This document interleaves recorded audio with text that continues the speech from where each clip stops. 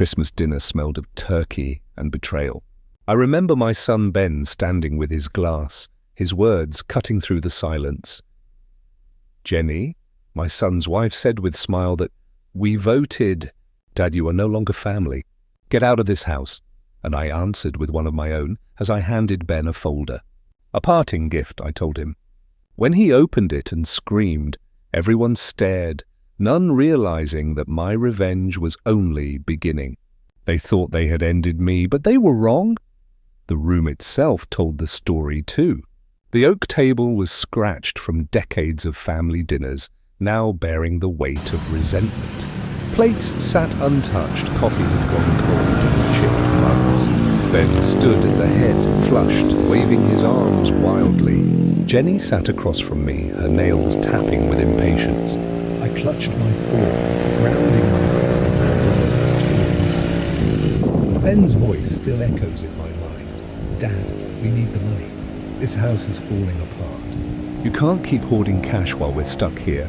I looked at him steadily. "Hoarding? I paid off this mortgage before you were born." "What's this really about?" Jenny leaned forward, her smile thin as ice. "It's about progress, Henry. New floors, new furniture." "You wouldn't understand." "But I did understand." Repairs were just an excuse. Her phone sat against a glass, showing a glossy sofa that cost more than my old truck. Ben, pacing, tossed down a contractor's estimate, swollen with extras. I didn't need to read it. I knew they had already spent the money in their minds. "You've got savings, Dad," Ben pressed, his tone sharper. "What's the point of sitting on it? You're not getting younger." The words stung, but my eyes rested on a familiar scratch in the table. Ben's initials carved with a butter knife when he was 10. Back then he still looked at me like I was his hero. "I've given you enough," I said, quietly. "You live here rent-free." "That's more than most ever get," Jenny scoffed. Her laugh a blade wrapped in silk. "Wrong, Trey. This place is a museum." "Henry, we're doing you a favor by staying." Ben slammed his spoon down, the clatter echoing. "You're so damn selfish. You think you're some saint, but you're just holding us back." The room fell silent, the kind of quiet that presses against your chest. I tightened my grip on the fork, my knuckles widening. Not the first time he'd raised his voice, but this felt different. Raw, final. Jenny's eyes glinted with triumph, like she'd been waiting for this explosion. I could have shouted back, could have listed every sacrifice, the overtime shifts, the college tuition, the car I sold to buy his first junker. But words wouldn't reach them. Not anymore. "Selfish," I repeated, letting the word hang. "That's what you think?" Ben leaned closer, his breath hot with wine. "You're damn right." "You're not needed here anymore, Dad. We can handle this place without you." The air shifted heavy with the weight of his words. Jenny's lips twitched, barely hiding her satisfaction. I set the fork down, deliberate, and stood. My chair scraped against the hardwood, a sound that felt louder than it should. I looked at Ben, then at Jenny, their faces a mirror of greed and certainty. They thought they'd won. "I see," I said, my voice steady despite the fire in my chest. "You've made yourselves clear." I turned, my boots heavy on the floor, and walked toward the hallway. Ben called after me, his tone mocking. "What, that's it? You're just going to sulk?" I didn't answer. The dining room door loomed ahead, its chipped paint a reminder of better days. As I reached for the knob, a single thought burned through the haze of betrayal. I'd given him everything. My time, my dreams, my home, no more. The door clicked shut behind me, muffling their voices.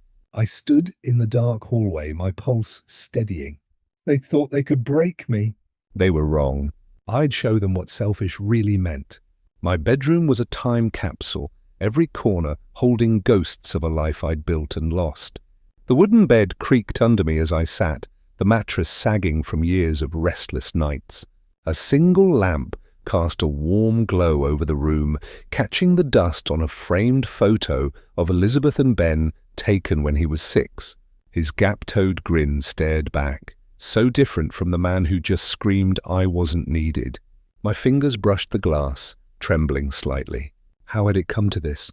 The house was silent now, the kind of quiet that amplifies your thoughts.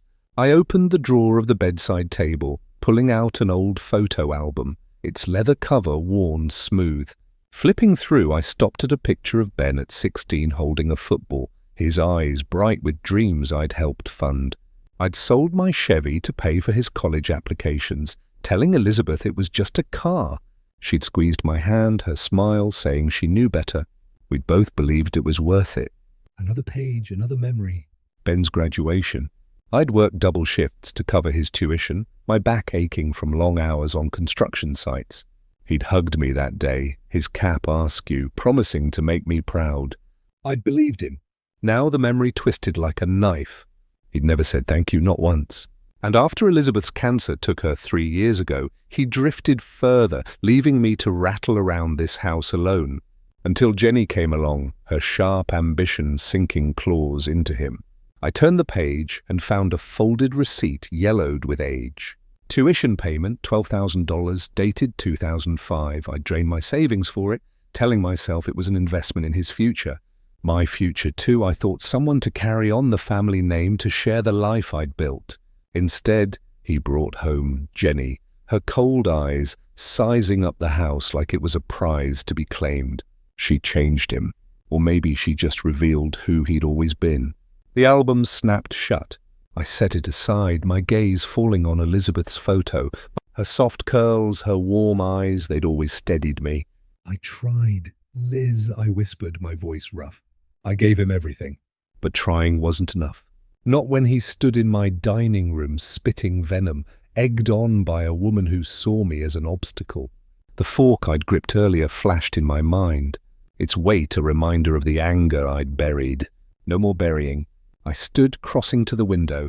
Outside, snow fell in slow, heavy flakes, blanketing the street in white. The neighborhood was asleep, its Christmas lights blinking through the haze. I pressed my hand to the cold glass, my reflection staring back. Grey hair, tired eyes, but a jaw set with purpose. I'd spent decades being the father who provided, who forgave, who waited. And for what? To be told I wasn't needed. A memory surfaced. Ben, maybe 8, slamming his bedroom door after I'd grounded him. Even then he'd had a temper, but he'd always come back sheepish with an apology. That boy was gone. The man he'd become didn't deserve my patience. Neither did Jenny with her calculated smiles and dreams of a life she hadn't earned. I picked up my phone from the nightstand. It screamed glowing in the dim room. My thumb hovered over Tom's number. He'd know where to start. Someone who'd seen the world's ugliness and still came out swinging. The snow kept falling, soft and relentless. I wasn't a victim. Not anymore. I'd been their foundation for too long. It was time to build something new. The old oak smelled of whiskey and worn leather, its dim lights casting long shadows across the wooden paneling. I sat in a corner booth, the vinyl seat creaking as I leaned forward, my hands wrapped around a glass of bourbon. Across from me, Tom sipped his beer, his grey sweater as frayed as his patience. He'd been my friend since the days we argued over blueprints at the engineering firm, back when life made sense. Now he was a retired lawyer with a knack for cutting through nonsense. I told him about the fight. Ben's shouting, Jenny's smirks, the way they tried to gut me with words. Tom listened, his eyes narrowing, the lines on his face deepening with every detail. When I finished, he set his glass down, the clink loud in the quiet bar. They're vultures, Henry, he said, his voice grelly. Think they can peck you apart because you're old. You gonna let them? I swirled the bourbon, watching the amber liquid catch the light. No, I'm done letting them. Tom grinned. A rare thing that meant trouble for someone. Good. Hit M where it hurts. Money, pride, find their weak spot. I nodded, my mind already turning. Ben was impulsive, always chasing the next shiny thing, a new car, a bigger TV. Jenny was worse, her ego tied to appearances. Her Instagram feed a shrine to a life she couldn't afford. They thought they could bully me out of my own home. I'd show them what a lifetime of planning could do. Legally, I added, meeting Tom's gaze. No mistakes, he chuckled, leaning back. Spoken like the guy who double-cheated every contract I ever wrote. You've got this, Henry. They don't know who they're messing with. I pulled a small notebook from my coat pocket, flipping it open. My pen scratched across the page, the word accounts standing out in sharp ink. Ben's finances were a mess. I'd seen the late notices he tried to hide. The way Jenny flinched when the credit card reader beeped too long. That was my starting point. "You're scarier than I thought," Tom said, raising his glass. "To justice." I clink-ticked my glass against his, the bourbon untouched, to consequences. The bar hummed around us, a low buzz of conversation and clinking bottles.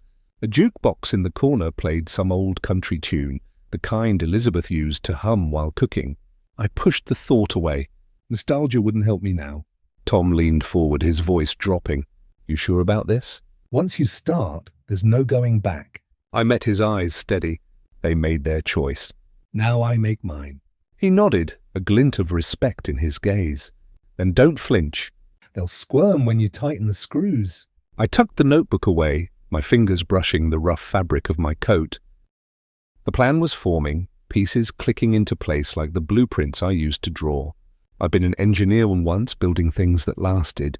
This time I'd build their downfall brick by careful brick. I stood tossing a few bills on the table. The bourbon sat untouched, its surface still. "Thanks, Tom. I'll call you." He waved me off. "Don't call, just do it." The door to the old oak groaned as I pushed it open, the cold biting at my face. Snow crunched under my boots, the streetlights casting a pale glow over the empty sidewalk.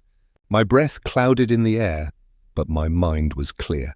Ben thought he could erase me. Jenny thought she could outsmart me. They'd built their lives on my foundation, and I knew exactly where the cracks were.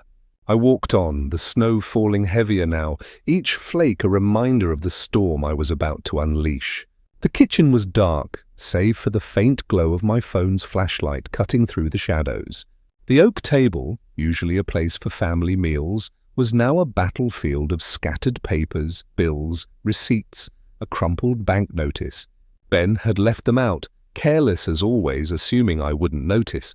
I moved quietly, my old sweater catching on the chair's edge as I leaned over the mess. Each document was a window into their world, and I was about to pry it open. I lifted a credit card statement, the numbers glaring under the light. 12,000 in debt, spread across designer clothes and restaurant tabs. Jenny's name was on half the charges, including a $2,000 handbag that could have paid the heating bill twice over. I shook my head, a bitter smile tugging at my lips. She'd mocked my outdated house while burning through money they didn't have. Ben wasn't much better. Late car payments, a gym membership he never used. Their greed was a house of cards, and I was ready to pull the first one. My fingers paused on a bank notice, the word overdue stamped in red. They'd missed 2 mortgage payments on a small condo they'd bought as an investment last year. Ben had bragged about it at dinner once, saying it would make them rich. Jenny had nodded, her eyes gleaming as she scrolled through photos of luxury lofts on her phone. Now the bank was threatening to foreclose. I scribbled the account number in my notebook. The pen scratched loud in the silent house. A memory flickered. Jenny at dinner last week, her voice dripping with disdain as she called my dining room carpet tacky. She'd waved her fork like a scepter, saying we needed modern elegance. Ben had laughed, agreeing, while I'd stared at the family photos on the wall, wondering when my son had stopped seeing this house as home. That carpet had been Elizabeth's choice, picked after hours of debate at the store. They wanted to rip it out, erase her, erase me. I froze, hearing a creak from the hallway. My heart thudded as I flicked off the flashlight, plunging the kitchen into darkness. The house was old, always groaning, but I couldn't risk being caught. I pressed myself against the counter, listening. Nothing, just the hum of the fridge and the distant tick of the living room clock. I exhaled, my breath steadying. They were upstairs, probably asleep, oblivious to the trap they'd walked into. I turned the light back on, flipping through more papers. A receipt for a wine club subscription, another for a spa day Jenny had needed. Every line was a thread in the web they'd spun, and I was mapping it out. My engineering days taught me to find weak points, cracks in a structure that could bring it down. Their finances were crumbling, and I'd make sure they felt every tremor. The notebook in my hand grew heavier with each note, dates, amounts, account numbers. I tucked the bank notice into my pocket, careful not to crinkle it. This wasn't just about money. It was about control, about showing them I wasn't the relic they thought. I built this house, this life, and they tried to claim it without a fight. Big mistake. Another creak closer this time. Footsteps, slow and heavy, descending the stairs. Ben. I snapped the notebook shut, shoving it into my pocket as I slipped the papers back into their messy pile. The flashlight went off and I moved toward the kitchen door, my boots silent on the tile. My hand grazed the door frame, the wood cool under my fingers. I paused, listening as the footsteps stopped just outside. Dad. Ben's voice was groggy, suspicious. I didn't answer. My pulse was steady, my mind sharp. They'd given me the weapon I needed, wrapped in their own carelessness. I eased the door open a crack, the hinges silent from years of my maintenance. The hallway was dark, Ben's shadow looming at the far end. I slipped through, my breath held, and melted into the shadows of the house I knew better than they ever would. The lawyer's office was a stark contrast to my home. Glass walls, grey carpet, the air sharp with the scent of coffee and ink. I sat across from John, my old coat draped over the chair, a folder of notes open in front of me. The Chicago skyline loomed outside, its steel towers glinting under a pale winter sun. John, in a crisp suit, scanned my scribbled figures, his pen clicking rhythmically. I'd known him from my engineering days when we'd sorted out contracts for the firm. He was sharp, discreet, and didn't waste words. "You're sure about this, Henry?" he asked, his voice low, eyes flicking up from the page. It's a bold move. I nodded, my hands steady on the table. They crossed a line. "John, I'm taking back what's mine." He leaned back, tapping the pen against his chin. "All right, let's start with the will. You want Ben out?" Completely. The word felt heavy, final. A pang of guilt hit me. Ben was still my son. Still the boy who'd once clung to my hand at the fair. But that boy was gone, replaced by a man who'd spat in my face. I pushed the thought away, focusing on the papers John slid toward me. The first was a revised will naming a local charity as my beneficiary. The house, my savings, everything. Ben and Jenny wouldn't see a dime. I read it carefully, my old contract habits kicking in. Every clause was airtight, just as I'd wanted. I signed the pen scratch, a quiet victory. The second document was a bank form. Freezing the joint account. Ben still used a relic from when I'd helped him buy his first car. He'd never bothered to close it, and now that laziness would cost him. John watched me, his expression unreadable. You're cutting deep, Henry. They'll feel this. "They should have thought of that before," I said, my voice calm but edged with steel. I pulled out my phone, dialing the bank. A quick conversation, a few codes, and the account was locked. Ben wouldn't know until he tried to use it, and I could already imagine his panic. We moved to the house next. John suggested a trust, putting the property out of Ben's reach. "They can't force a sale if you're the sole trustee," he explained, scribbling notes. "And if they try to push you out, this gives you legal ground to stand on." I nodded, signing where he pointed. The house was my last bastion, the one thing I'd built that still stood strong. I poured my life into it, every nail, every shingle. And I'd be damned if they turned it into their personal ATM. The pen felt like a hammer, sealing their fate with each stroke. John stacked the papers, his tone softening. "You okay, Henry?" This isn't easy. I know. I looked at him. My jaw tight. It's necessary. They made their choice. He didn't push. We shook hands and I tucked the folder under my arm, the weight of it grounding me. As I stepped toward the door, my phone buzzed in my pocket. I glanced at the screen. Ben's name, a missed call. My pulse quickened, but I didn't answer. He was already feeling the ground shift, even if he didn't know why. The office door closed softly behind me, the city's hum swallowing the sound. I stood on the sidewalk, the wind biting through my coat. Snowflakes dusted my shoulders, melting into the wool. The folder in my hand was a shield, a weapon, a map to justice. Ben's call meant he was rattled, and that was just the start.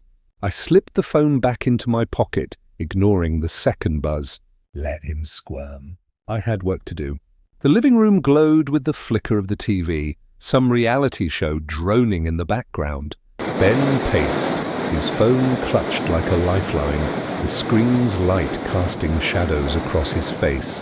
Jenny lounged on the leather couch, legs crossed, her calm a stark contrast to his fury.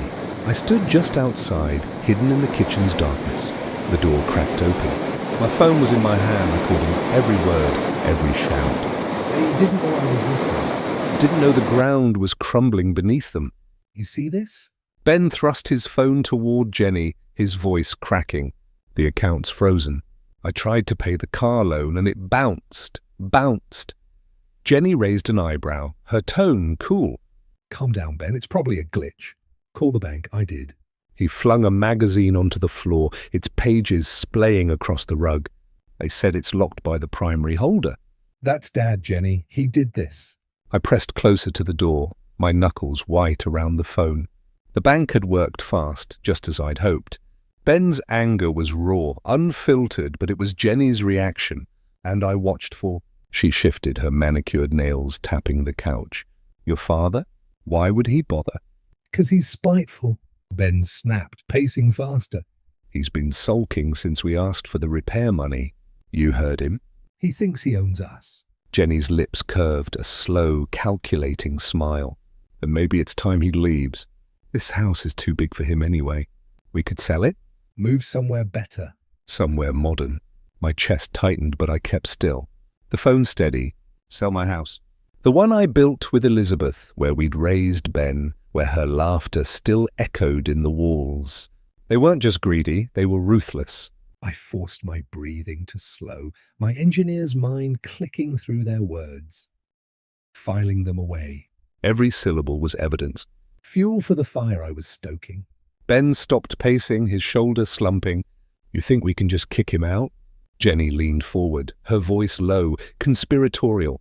He's old, Ben, vulnerable. We'll say it's for his own good. Find him a nice little apartment somewhere cheap. The house stays with us. It's only fair. The word burned, but I didn't move. My thumb hovered over the phone, the recording ticking on. They were plotting right in front of me, oblivious to the news tightening around them. I'd known they were selfish, but this was a new low. My home, my life, reduced to a stepping stone for their ambitions. Ben hesitated, running a hand through his hair. He won't go quietly. You know how stubborn he is. Then we make him, Jenny said, her voice sharp now. We'll talk to a lawyer, figure out our options. He can't stay here forever, dragging us down with him. The TV flickered, a laugh track jarring against the tension. I eased back, my boots silent on the tile. The door's shadow hid me as Jenny stood, crossing to the window to check the lock. She was thorough. I'd give her that, but not thorough enough. My phone vibrated faintly as the recording saved, their voices trapped in its memory. I slipped into the kitchen, my heart pounding, but my mind clear. They thought they could outmaneuver me, erase me from my own life. But they just handed me everything I needed.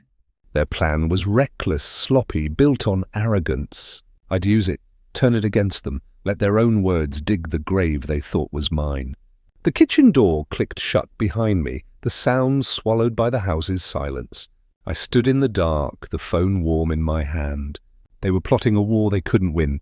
And I was ready to strike back. The new lock on my front door gleamed under the porch light, its brass surface mocking me. My key, worn from years of use, didn't fit.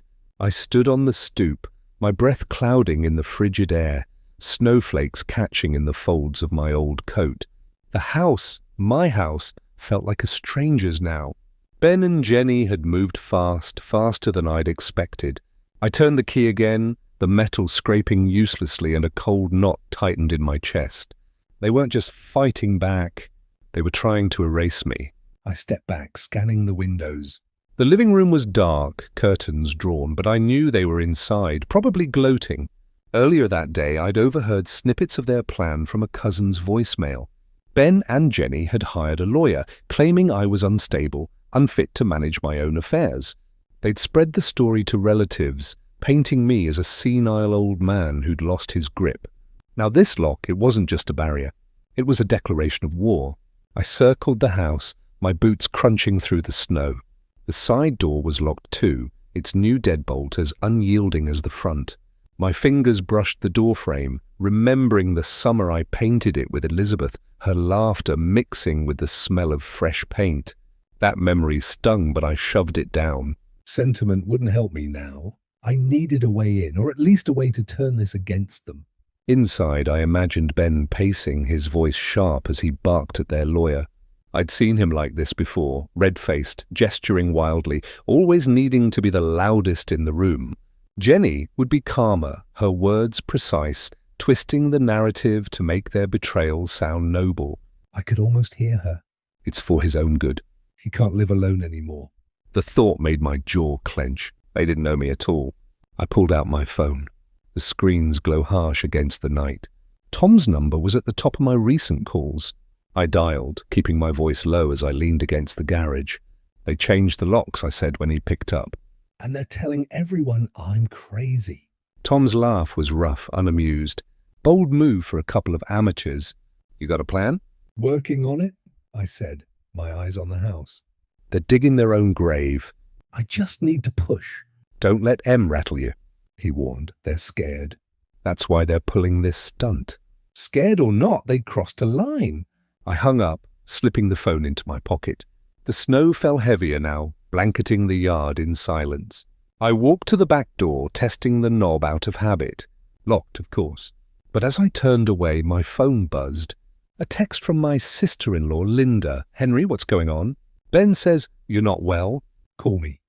I stared at the message. My thumb hovering over the screen. They'd gotten to Linda too. Spinning their lies to anyone who'd listen. The sting of betrayal deepened, but it wasn't despair. It was fuel. They thought they could isolate me, turn my own family against me. They'd underestimated how far I'd go to protect what was mine. I pocketed the phone and headed down the driveway, the snow muffling my steps. The street was quiet, Christmas lights blinking on neighboring houses, their warmth of cruel contrast to the cold radiating from my own. I stopped at the curb, glancing back at the locked door. They thought they'd won this round. Thought they boxed me out. But I'd built that house, every beam and nail, and I knew its secrets better than they ever would. Let them gloat. I'd find my way back in. The cafe smelled of burnt coffee and cinnamon, its wooden tables cluttered with holiday shoppers' bags. I sat near the window, my hands wrapped around a chipped mug, the steam rising in lazy curls. Across from me, Sarah fidgeted with her spoon, her bright red scarf, a splash of colour against the grey day. She'd been Elizabeth's friend for decades, one of the few who still checked on me after the funeral. Now her eyes were wide with worry, her voice barely above a whisper as she leaned closer. "Henry, I heard something you need to know," she said, glancing around like someone might overhear. "Ben and Jenny are planning a big Christmas dinner. They've invited the whole family, Linda, your cousins, everyone." They're going to make an announcement. I sipped my coffee, keeping my face neutral. What kind of announcement? Sarah hesitated, her spoon clinking against her cup. "They're saying you're unfit, that you've lost control of the house, your finances. They want to declare you incompetent, maybe even push for guardianship. They're using the dinner to get everyone on their side." The words hit like a punch, but I didn't flinch. I set the mug down, its base scraping the table, and leaned back. So that was their game, a public humiliation, dressed up as concern to strip me of everything. I could picture it. Ben raising a glass, his voice dripping with fake sincerity. Jenny nodding along, her smile sharp as a blade. The family would be shocked, maybe even convinced, especially after the rumors they'd already spread. "How'd you hear this?" I asked, my tone calm despite the fire in my chest. "Linda mentioned it," Sarah said, her voice dropping lower. "She's worried, but Ben's got her half convinced you're not yourself." Jenny's been calling everyone, saying, "You're a danger to yourself." "It's awful, Henry." I nodded, pulling out my phone and opening the Notes app. My thumbs moved quickly, jotting down the details. Christmas dinner, family announcement, guardianship. Each word was a piece of their plan, and I was already turning it over in my mind, looking for cracks. They thought they could ambush me, use the holidays' warmth to mask their betrayal. But they just give me an opening, a stage to flip their script. Sarah watched me, her brow furrowed. "You're not surprised, are you?" "I'm not," I said, slipping the phone back into my pocket. "They've been building to this." I just didn't expect them to play so dirty. She reached across the table, her hand hovering near mine. "What are you going to do? You can't let them get away with this." I met her gaze, my jaw tight. I won't. They're counting on me to crumble. "They'll get a surprise instead." Sarah's eyes softened, but she didn't press. She knew me well enough to trust I'd handle it. I stood, tossing a few bills on the table, and grabbed my coat. The cafe door jingled as I stepped outside, the cold biting at my face. Snow dusted the sidewalk, clinging to my boots as I walked. My phone buzzed again. Another message from Linda, probably more questions I wouldn't answer. I ignored it, my mind racing. The Christmas dinner was their trap, but it could be mine too. They wanted a spectacle, a moment to cement their victory. I'd give them one, just not the kind they expected. The street lights flickered on, casting long shadows across the snow. I checked my notes again, the words glowing on the screen. They'd opened a door to their own downfall, and I was ready to step through. The lawyer's office was a fortress of glass and steel, its air thick with the hum of efficiency. I sat across from John, my folder open on the polished table, papers spread like a battle map. John adjusted his glasses, scanning the documents I prepared. Eviction notices from Ben and Jenny, a court order to freeze their shared accounts, and a list of their debts meticulously cross-referenced. My engineer's precision had served me well. Every detail accounted for, every loophole sealed. "This is ironclad, Henry," John said, his voice clipped but approving. "The eviction notice is legal, backed by the trust you set up. They'll have 30 days to vacate once it's served, and the account freeze effective immediately. You've got them cornered." I nodded, signing the final page. The pen's weight felt like a gavel, each stroke a step closer to justice. And the evidence? I asked, tapping the folder. Inside were recordings, bank statements, even screenshots of Jenny's texts to relatives, all proving their intent to defraud me. I'd spent nights compiling it. My dining room table, a war room of receipts and notes. John slid the folder into his briefcase. More than enough. If they try to fight, this will bury them in court. You've done your homework. I leaned back, the chair creaking under me. Homework? That's what it felt like. Methodical, relentless, the way I'd once tackled blueprints. But this wasn't about buildings. It was about tearing down the lies Ben and Jenny had built around my life. The thought of my son, once small enough to fit in my arms, now scheming to rob me, brought a familiar ache. I pushed it down. Regret wouldn't finish this. Next stop was the bank, a sterile box in the mall's heart, its grey walls lined with posters about savings plans. The young banker, his tie slightly crooked, typed furiously as I confirmed the freeze on Ben's accounts. "All set, Mr. Wilson," he said, his voice nervous like he sensed the weight of what I was doing. I thanked him, tucking the confirmation slip into my folder. The numbers were locked now. No more designer bags for Jenny, no more reckless loans for Ben. Back in John's office, we finalized the last piece, a letter to serve at the Christmas dinner outlining their eviction and the consequences of their actions. I slipped it into a plain envelope, its edges crisp, and placed it in my briefcase. The folder inside held everything, their debts, their lies, their recorded plot to oust me. It was my ace, ready to be played when the moment came. John stood, offering his hand. "You're ready, Henry?" "You can't do this," said Ben. "I already have," I said. My gaze locked on his. You thought you could take my home, my life, and call it yours. Read the rest. "It's all there. Your debts, your plans, your words." Jenny snatched a paper, her face paling as she read. "This is a lie," she snapped. But her voice shook, her composure crumbling. The guests leaned closer, reading over her shoulder, their whispers turning to murmurs of shock. Linda stood, grabbing a page, her eyes wide as she saw the truth. Screenshots of Jenny's texts, the recording transcript, the bank notices. "Ben, is this true?" Linda asked, her voice sharp. "You tried to sell his house?" He stammered, his glass clattering to the table, wine spilling across the cloth. It's not what it looks like. I stepped back, letting the chaos unfold. The folder was my weapon, and it had struck true. Jenny's eyes darted to the guests, seeking allies, but found only disbelief. Ben's face was red, his hands shaking as he tried to gather the papers.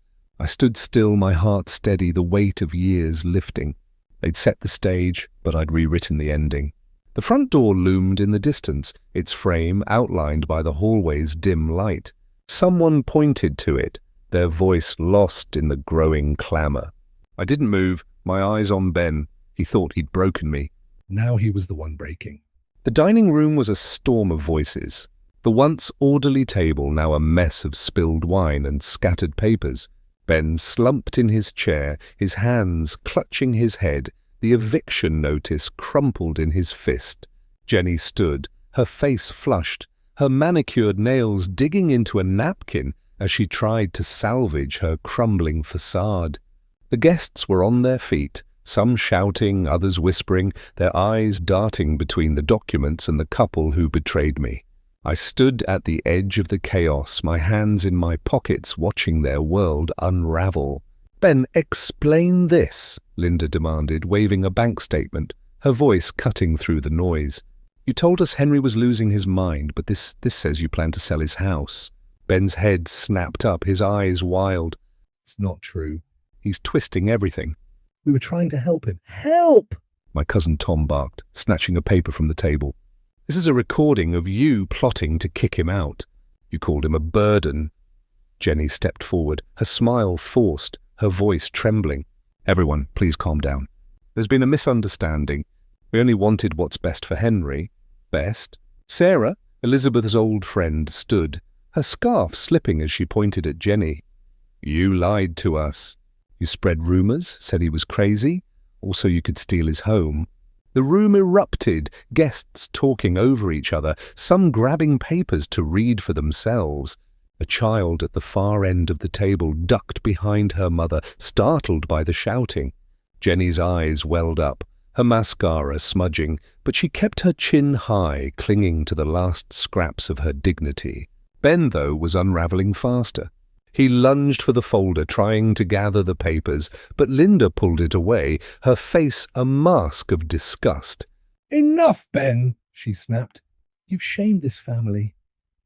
He turned to me, his voice breaking. "Dad, please tell them it's a mistake." "We didn't mean it like that." I met his gaze, my expression unchanged. "You meant every word," I said, my voice low but firm. "You made your choice. Live with it." Jenny grabbed his arm, her voice a desperate hiss. "Henry, we're sorry." "We'll fix this. Just don't do this. We can work it out." The words were simple, but they carried everything. The love I'd once had, the betrayal that broke it, the peace I was claiming now. I folded the letter, slipping it into a plain envelope. My fingers brushed the paper, lingering as I set it on the desk. Forgiveness wasn't for them. It was for me, a way to shed the last of their weight. I'd carried them long enough. Outside, the snow fell in slow, heavy flakes, blanketing the city in silence. I stood crossing to the window, my reflection faint against the glass. The skyline stretched before me, its sharp edges softened by the storm. I'd built a life once in a house filled with laughter and dreams. That life was gone, but I wasn't. I was still here, still standing, with years left to shape something new. A box by the door held a few keepsakes, Elizabeth's favourite scarf, a drawing Ben had made at 6, a contract from my engineering days. I'd unpack them later when the time felt right. For now I let the quiet settle, the apartment's stillness, a contrast to the chaos of those final weeks. The Christmas dinner played in my mind. Ben's shout, Jenny's tears, the guests' shock, but it was distant now, like a story I'd heard rather than lived. I picked up the envelope, tucking it into my coat pocket. The post office was a short walk, and I'd mail it tonight. Let it carry my words into the void. Ben might read it, might not. It didn't matter. I'd said what I needed to say. The desk lamp flickered, its light catching the snow outside, each flake a tiny spark in the dark. I grabbed my coat, the envelope crinkling as I pulled it on. The apartment door clicked shut behind me, the sound soft but final. The hallway was empty, the building quiet, but the city waited beyond, alive with possibility. I stepped into the elevator, my boots leaving faint wet prints on the floor. The snow would keep falling, covering the old paths, making way for new ones. I was ready to walk them. If you like this story, please like this video, subscribe to the channel, and share your impressions of this story in the comments. To listen to the next story, click on the box on the left. Thank you for watching.